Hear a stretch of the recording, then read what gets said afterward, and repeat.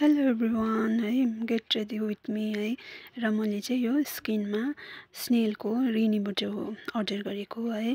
serum लगाउँदैछु है र स्किनमा चाहिँ यो सिरमले चाहिँ एकदमै मलाई चाहिँ मेरो स्किनलाई चाहिँ एकदमै राम्रो गरेको छ है मेरो चाहिँ हल्का हल्का पिगमेन्टेसनहरु छ नि त स्किनमा हो र तर यसले अलिक फेड गरिदिएको छ है त्यो पिगमेन्टेसनहरुलाई चाहिँ र मैले चाहिँ यसलाई मज्जाले लगाएर चाहिँ एकदम उयो गर्दैछु है सुकाउँदैछु पनि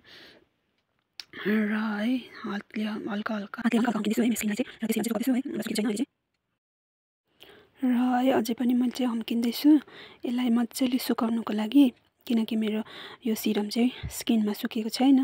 है र अब चाहिँ म लगाउँदैछु सनस्क्रिन है र रागाको हो यो चाहिँ है र मैले चाहिँ यसलाई मज्जाले है फेसमा मसाज गर्दै लगाउँदैछु है यो सनस्क्रिन पनि एकदम राम्रो छ है SPF 50 भएको यो राम्रो छ यसले पनि मज्जाले स्किनलाई चाहिँ है मज्जाले ग्लो गर्छ यो र अब चाहिँ लगाउँदैछु मैले मेबेलिनको फिट मीको फाउन्डेसन है फाउन्डेसन लगाउँदैछु यो चाहिँ मेरो अलिक सकिएको रहेछ र म चाहिँ टकटकाउँदै लगाउँदै थिएँ है र यसलाई मैले लगाएपछि मज्जाले ब्लेन्ड गर्दैछु है र है घाँटीतिर पनि ब्लेन्ड गर्दैछु र अब चाहिँ पालो आयो मेरो आइब्रोको है यो चाहिँ मैले हिजोअस्ति मिसोबाट अर्डर गरेको थिएँ र राम्रो रहेछ यो पनि आइब्रो पनि राम्रो रहेछ है र मजाले मैले यसलाई आइब्रोलाई चाहिँ है लगाएँ है र अब चाहिँ म लगाउन लागेको छु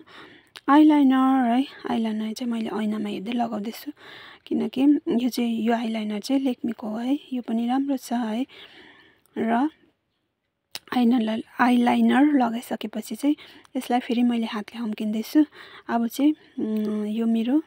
आई स्याडो हो है आई स्याडो चाहिँ तर मैले ब्लस लगाउँदैछु यो आई स्याडोको चाहिँ यो पनि राम्रो छ आई स्याडो है